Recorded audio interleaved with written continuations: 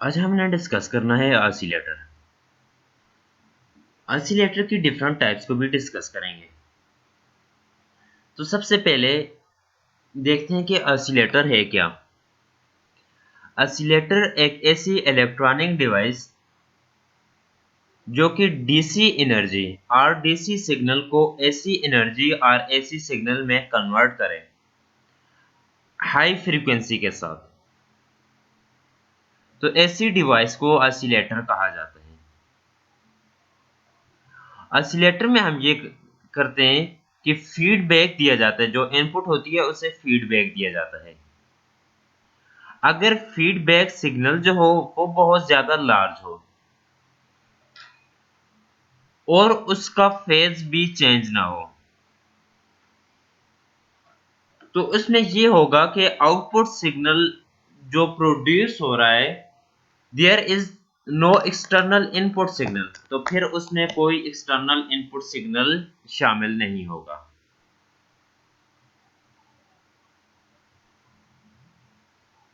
और इसमें एक क्राइटेरिया ये भी है कि जो हम सिग्नल देंगे फीडबैक सिग्नल मीन्स कि जो फीडबैक देंगे, फीडबैक सिग्नल देंगे इनपुट को, एम्पलीफायर को, वो लाजमी सेम होना चाहिए किसके साथ, जो इनपुट सिग्नल देंगे उसका फेस, और जो हम आउटपुट से अगेन इनपुट को फीडबैक देंगे तो उन दोनों का फेज सेम होना चाहिए। इसकी रीजन ये है कि जब हम वेव्स की बात करते हैं तो दो सेम टाइप की वेव जब मूव करती थी, तो उन वेव के मूव करने से अगर उनका फेज सेम था, फेज में कोई डिफरेंस नहीं था, एम्पलीट्यूड इंक्रीज हो जाता था। अगर फेज में डिफरेंस पाया जाता है तो एम्पलीट्यूड जो है ये डिक्रीज हो जाता है। अब इसी तरीके से यहां पर जो फीडबैक से हम सिग्नल देंगे, तो वो सिग्नल जो होना चाहिए उसका फीडबैक, उसका फेज, और इनपुट सिग्नल जो होगा तो उसका फेज सेम होना चाहिए। जब फेज सेम होगा तो ये दोनों ऐड हो जाएंगे, जब ये ऐड हो जाएंगे एम्पलीट्यूड इंक्रीज, आउटपुट सिग्नल जो होगा ये लार्ज होगा। ऑसिलेटर में क्या यूज करते हैं, एम्पलीफायर यूज करते हैं, और ये जो एम्पलीफायर यूज करेंगे ये एम्पलीफायर अनस्टेबल एम्पलीफायर यूज करेंगे।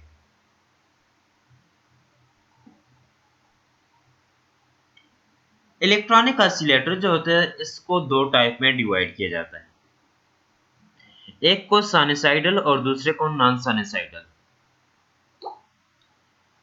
साइनसॉइडल ऑसिलेटर वो होता है कि जिसमें जो आउटपुट हमें मिलेगी, आउटपुट साइन वेव की फॉर्म में मिलेगी। ऑसिलेटर ऐसा ऑसिलेटर कि जिसमें आउटपुट जो होगी तो आउटपुट साइन वेव, जो जैसे साइन कर्व होता है वेव का, तो इस फॉर्म में हमें मिलेगी। लेकिन नॉन ऑसिलेटर या नॉन साइनसॉइडल जिसे रिलैक्सेशंस और साइनसॉइडल जिसे हार्मोनिक कहा जाता है, नॉन साइनसॉइडल और रिलैक्सेशंस ऐसा ऑसिलेटर है जिसमें आउटपुट स्क्वायर की फॉर्म में, स्क्वायर वेव की फॉर्म में, रेक्टेंगुलर वेव की फॉर्म में, सॉ टूथ और पल्स शेप ऐसी अगर वेव जनरेट होगी तो इसे नॉन साइनसॉइडल कहेंगे। और रिलैक्सेशंस भी कहा जाता है। रिलैक्सेशंस मींस कि जब लो पर है फिर भी ये रिलैक्स रहेगा, और जब हाई पर है तो फिर भी ये रिलैक्स रहेगा। ऑसिलेटर जो होंगे तो इनको बहुत सारी इलेक्ट्रॉनिक्स डिवाइसेस जो है इनमें यूज किया जाता है। जितनी भी डिजिटल डिवाइसेस सिग्नल को जनरेट करने के लिए, मोबाइल फोन, टच मोबाइल में, musical instrument, radio, television, transmitter, receiver, सब में हम यूज करते हैं ऑसिलेटर को।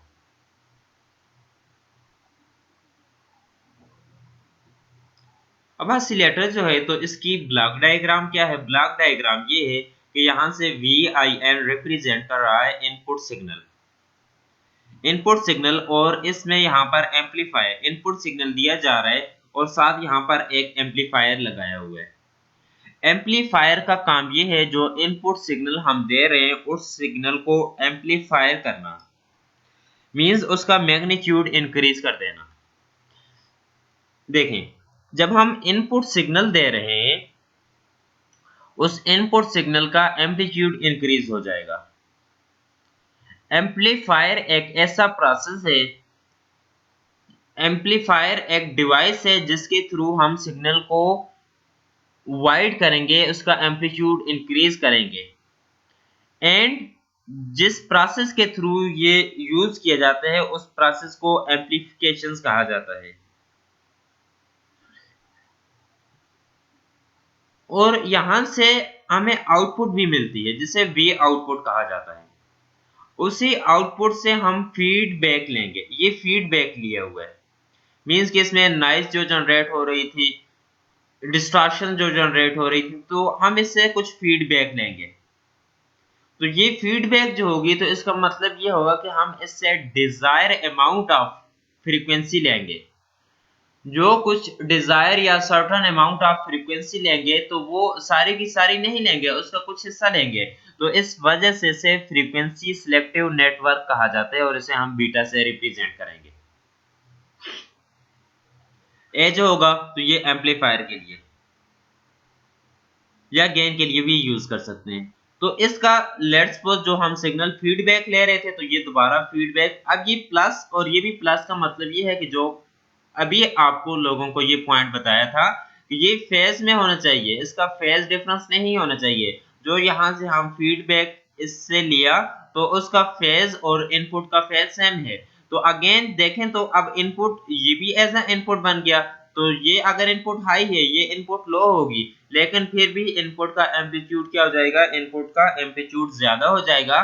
तो इसके एम्पलीट्यूड ज्यादा होने की वजह से सिग्नल अगेन इधर मिलेगा तो ये आउटपुट क्या होगी, ये ज्यादा मिलेगी।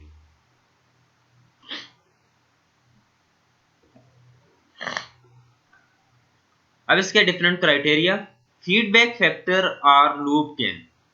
द गेन इज इनफाइनाइट, ये जो है गेन को भी रिप्रेजेंट करता है। Gain is infinite, this represent the conditions for oscillations. The net phase shift around the loop, जो टोटल शिफ्ट होता है कितना, 0 डिग्री और 360। In other words feedback should be positive, तो जो फीडबैक हमने लिया हुआ है वो positive. The amplifier gain must be greater than the loss in the feedback path, इसमें फीडबैक पाथ में जो लॉस होगी उससे एम्पलीफायर गेन ये ज्यादा होगी। ऑसिलेटर कंडीशंस, बीटा क्या है, हमारी सिलेक्टिव फ्रीक्वेंसी, यह है फ्रीक्वेंसी सिलेक्टिव नेटवर्क। और ए किसे रिप्रेजेंट कर रहा है, गेन को। अगर ये हो ए बीटा लेस देन 1 हो, कि ए बीटा अगर लेस देन 1 हो, तो इस केस में इनपुट जो होगा ए बीटा, अगर A beta V I N, कि इसका वोल्टेज अगर less than V I N के इनपुट से कम हो, ये देखें इसकी बात हो रही है कि वी आई एन ये और ए बीटा, ए ये हमारे पास होगा और बीटा ये, इन दोनों का प्रोडक्ट किस फॉर्म में है, वी आई एन की फॉर्म में। ये वाला टोटल अगर इससे कम हो तो फिर क्या होगा, फिर इससे ये होगा output signal will be die out. जैसे डैम्प्ड हार्मोनिक ऑसिलेटर होता है, डैम्प्ड हार्मोनिक ऑसिलेटर में ये देखें, कर्सर को देखें, लेट्स सपोज ये हमारे पास सिंगल लाइन है।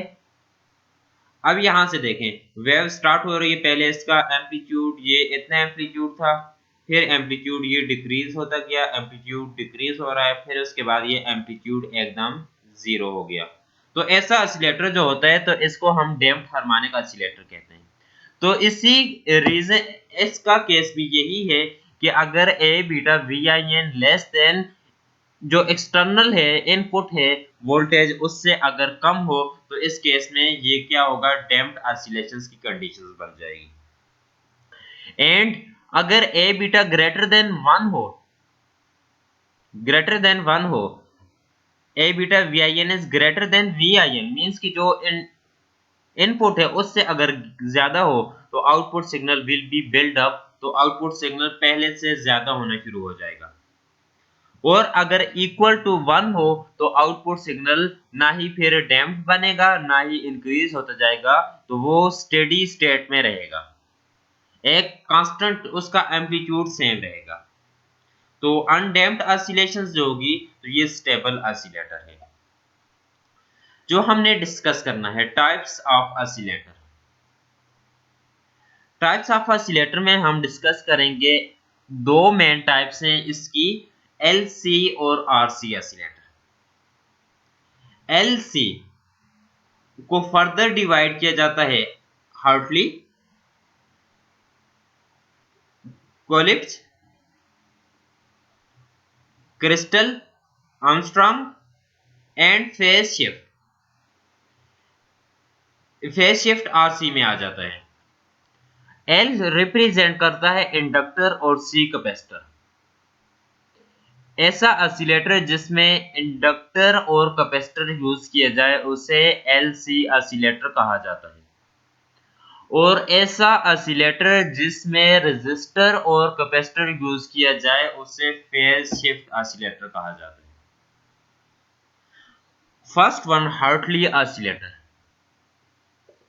इसकी पहले कॉन्फ़िगरेशन देख लें। ये हार्टली ऑसिलेटर जो है ये इसकी कॉन्फ़िगरेशन है, जिसमें ये शंट रेजिस्टर कनेक्ट किए हुए हैं, चोक कनेक्ट किए हुए, रेजिस्टर जो कि ग्राउंड किए हुए, कैपेसिटर C1 यूज किए हुए। अब इसमें देखते हैं the configurations of the transistor amplifier is of a common emitter amplifier. जो एम्पलीफायर होगा ये कॉमन एमिटर कॉन्फ़िगरेशंस का एम्पलीफायर हम यूज करेंगे। With the output signal is 180 out of phase with regards to the input signal. जो output signal होगा, output signal वो 180 में होगा। Signal out of phase means कि अगर इनपुट 0 है, उसका कोई फेज नहीं है, आउटपुट 180, तो ये चेंज होगा, फेज इसमें चेंज होगा। These two inductance from the auto transfer actions and give the feedback with phase reversal of 180। और दूसरे इसमें जो फीडबैक भी देंगे तो उसमें फेज रिवर्सल होगा 180 का। तो टोटल फेज शिफ्ट कितना बन जाएगा? एक तो आउटपुट देखें, आउटपुट हमें केस में मिल रहा है 180 में, फीडबैक जो लिया वो 180 में, तो टोटल फेज शिफ्ट कितना बन जाएगा? 360। जब 360 बनेगा तो ये दोबारा वही बन जाएगा कि इनपुट के साथ बिल्कुल सेम होगा। जब इनपुट के साथ सेम होगा, गिव फीडबैक पॉजिटिव और री जनरेटिव फीडबैक, तो इससे पॉजिटिव फीडबैक मिलेगा। A Hartley oscillator use an inductive signal tapped coil। इसमें सिग्नल टैप कॉइल यूज करेंगे। कौन सी दो यूज करेंगे?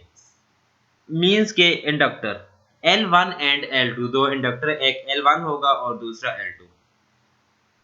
Voltage divider to determine the feedback ratio, और इसकी फीडबैक रेशो जो होगी उसको हम ऐसे डिटरमिन करेंगे।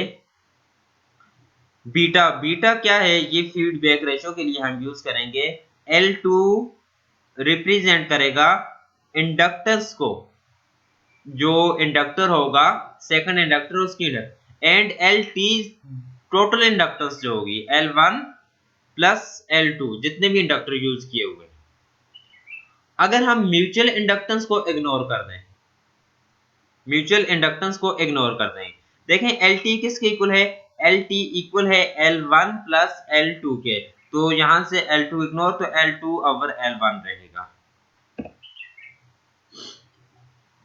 When the LC tank is resonant, the circulating current flow through L1 in series with L2, the equivalent L to use the equations। जब ये एज अ रेजोनेंट हो जाए तो इंडक्टर में से जो करंट फ्लो करेगा, जब ये रेजोनेंट है तो इंडक्टर जो है इसमें से करंट फ्लो करेगा। किस फॉर्म में? L1 और L2 जो होंगे एज अ सीरीज में कनेक्ट होंगे।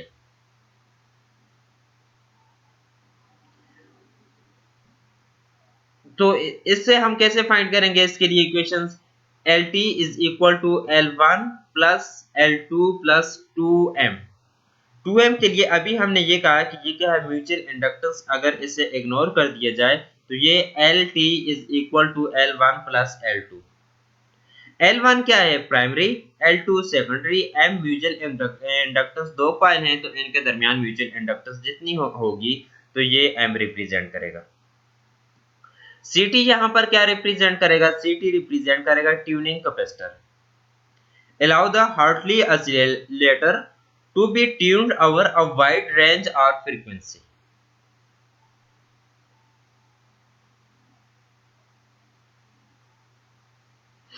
और इसमें जो सबसे कम फ्रीक्वेंसी होगी, जिसे लोएस्ट फ्रीक्वेंसी कहा जाता है, उसे हम डिटरमिन करेंगे maximum capacitance of tuned capacitor.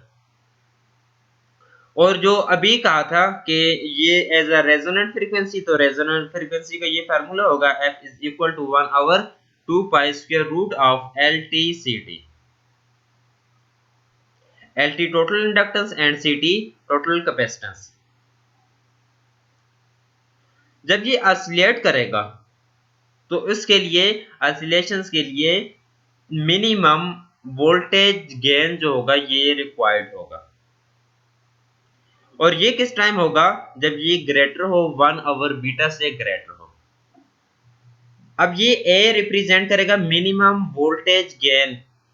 ये कितना होना चाहिए? ये LT over L2।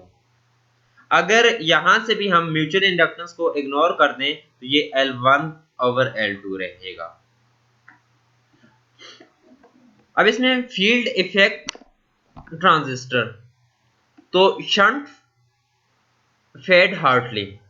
Shunt fed Hartley का मतलब ये है कि इसको हम फीडबैक जो दे रहे हैं ये कम दे रहे हैं। यहां पर ये है कि L1 और L2 दो इंडक्टर यूज किए हुए हैं। ये L1 और L2 दो इंडक्टर हैं। ये एक इंडक्टर और यहां पर ये दूसरा इंडक्टर है। And transistor series fed Hartley, इसका मतलब ये है कि ये भी L1 और ये क्या है, ये भी L2। अब इनको कहां पर, ये एज अ फीडबैक, यहां पर देखें ये आउटपुट, इससे फीडबैक अगेन यहां पर हमें फीडबैक मिल रही थी, लेकिन फीडबैक ये लूप था तो इससे फीडबैक कम मिलेगी। लेकिन जब हम ऐसे फीडबैक होगी लेकिन ये शॉर्ट होगी, कम। अब इससे जो फीडबैक मिलेगी तो यहाँ ही से देख लें कि ये फीडबैक, इसे फीडबैक लूप ये बन रहा है, ये फीडबैक कैपेसिटर C1 के थ्रू इसे फीडबैक मिल जाएगी। अब इसमें डिफरेंट रजिस्टर कनेक्ट किए हुए हैं, ये R1 रजिस्टर और R2 रजिस्टर। R1 और R2 दोनों जो है ये प्रोवाइड करेंगे usual stabilised DC bias for the bipolar transistor. C1 और C2 जो होगा as a DC blocking capacitor that provide low impedance at the oscillator operating frequency while preventing the transistor DC operating point from being disturbed, and less power is wasted when DC flow through inductive coil। Capacitor का काम ही यही है कि यहाँ पर ये इस case में भी देखें दो कैपेसिटर C1 और C2 यूज हुए हैं, और यहाँ पर भी ये C1 और C2 यूज हुए हैं। जब कॉइल में करंट फ्लो करता है तो कोई भी कॉइल हो वहां पर कुछ रेजिस्टेंस पाई जाती है, रेजिस्टेंस पर वोल्टेज ड्रॉप होगा। वोल्टेज ड्रॉप होने की वजह से करंट रिड्यूस हो सकता है, डिक्रीज हो सकता है। जितना करंट रिड्यूस होगा, डिक्रीज होगा, तो अब ये कैपेसिटर का काम क्या है, ये चार्ज को स्टोर करना। तो ये चार्ज को स्टोर करेंगे तो ये करंट को डिक्रीज होने नहीं देंगे चार्ज को। द रेडियो फ्रीक्वेंसी चोक, इसमें ये देखें RFC और ये भी RFC रेडियो फ्रीक्वेंसी चोक है। ये क्या कर रहे हैं, ये प्रोवाइड कर रहे हैं amplifier with steady DC supply while eliminating unwanted AC disturbance। and RECE field effect and RSCS bipolar, ये क्या करेंगे, ये इम्प्रूव करेंगे एम्पलीफायर स्टेबिलिटी और temperature and provide AC ground thereby preventing any signal degenerations. Next जो है तो ये देख लें कोलिप्स ऑसिलेटर। तो कोलिप्स ऑसिलेटर भी इसमें शंट फीडबैक कोलिप्स ऑसिलेटर जो होगी तो इसमें जस्ट ये करना है कि पॉसिबल ट्यूनिंग सर्किट, तो इसमें ये ट्यूनिंग सर्किट परमेबिलिटी ट्यून्स और कैपेसिटर ट्यून्स। तो अगर आप लोगों को ये प्रीवियस जो है हार्टली ऑसिलेटर तो इसकी समझ आ गई है, तो कोलिप्स ऑसिलेटर ये बिल्कुल उसी तरीके से सेम है, इस तरीके से आप लोग इसे कर सकते हैं। फेज शिफ्ट ऑसिलेटर में क्या होगा, फेज शिफ्ट ऑसिलेटर में 3 रेजिस्टर होंगे। पहले में हमने ये कहा था फेज चेंज नहीं होगा, इसमें फेज क्या होगा, चेंज होगा। इसी तरीके से आर्मस्ट्रांग ऑसिलेटर जो होगा तो आर्मस्ट्रांग ऑसिलेटर में ये यूज करेंगे ट्रांजिस्टर रेडियो फ्रीक्वेंसी चोक रजिस्टर R1 यूज करेंगे और इसकी टर्म एंड कंडीशन जो है तो ये 7 गिवन है। तो ये टोटल। और लास्ट है क्रिस्टल। तो क्रिस्टल ऑसिलेटर ये भी आप लोग देख लें कि इसमें ये लूप करंट ऐसे फ्लो करेगा तो माउंटिंग कैपेसिटेंस जो होगी तो ये फ्रीक्वेंसी सीरीज रेजोनेंस और पैरेलल रेजोनेंस, इसमें ये इस तरीके से सीरीज बनेगी। तो ये आप लोग अपने पास नोट कर लें। तो यहाँ तक आपके जो इलेक्ट्रॉनिक थी तो इस में इलेक्ट्रॉनिक में ऑसिलेटर जो है तो ये कंप्लीट